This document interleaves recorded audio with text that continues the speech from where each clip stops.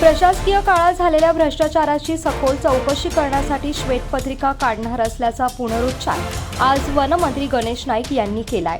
तब्बल 6 वर्षांनंतर महानगरपालिकेवरती नगरसेवक निवडून आले असून भाजपाचे 65 नगरसेवक निवडून आले आहेत। हजारो कोटींचा भ्रष्टाचार झाल्याची सध्या चर्चा सुरू आहे, त्यामुळे याची सखोल चौकशी व्हावी यासाठी श्वेतपत्रिका काढण्यात येणार आहे आणि यामध्ये आता दोषी आढळणाऱ्या व्यक्तींवर फौजदारी गुन्हे दाखल करण्यात येतील असा इशाराही वनमंत्री गणेश नाईक यांनी दिला आहे। आज वाशी येथे गणेश नाईक यांचा जनता दरबार आयोजित करण्यात आला होता। यावेळेस त्यांनी या संदर्भात प्रतिक्रिया व्यक्त केली। एकदा नवी मुंबई प्रश्नाचा निपटारा करण्यासाठी तुम्ही सज्ज आहात? हे बघा, 4 दिवसापूर्वी पालघर जनता दरबार झाला 8 तारखेला आणि आज 12 तारखेला नवी मुंबईमध्ये, 18 तारखेला ठाण्यात होता, पण पालघरला एक बीच फेस्टिवल असल्या कारण तो रद्द केला आणि भविष्यकाळामध्ये नवी मुंबई, ठाणे, भाईंदर, कल्याण, डोंबिवली, उल्हासनगर, मुरबाड, शहापूर, वाडा, मोखाडा, जव्हार, तलासरी या सर्व प्रत्येक तालुक्यामध्ये संपर्क मंत्री म्हणून ठाणे जिल्ह्यामध्ये आणि पालकमंत्री म्हणून पालघर जिल्ह्यामध्ये जनता दरबार घेणार आणि नवी मुंबई हे तर माझं स्वतःचं शहर आहे, म्हणून इथे दर महिन्याला एक दरबार होणार। जनता दरबार कुठे ना कुठे जनसामान्यांचे एक आश्रयस्थान म्हणून राहिलं आहे।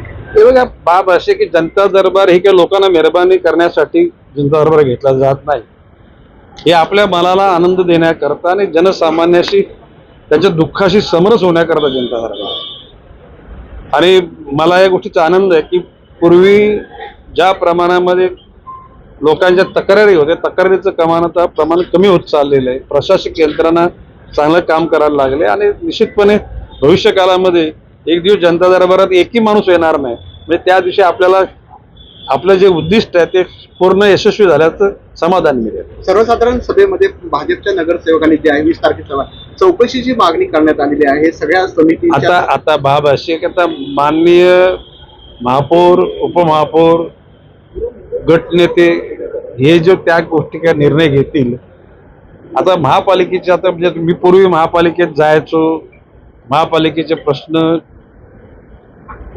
त्याचा उरक करण्याकरता प्रयत्न, आता महापालिकेमध्ये 65 नगरसेवक आहेत आणि पदाधिकारी ते त्यांचं काम करतील। सर, या चौकशीतून सगळं काय निष्पन्न होईल? या सगळ्या प्रकरणामधून निष्पन्न होण्यासाठी तरी चौकशी करावी। कोट्यवधी रुपये लुटले गेले सगळे अधिकारी, असं तुमचं म्हणणं आहे ना?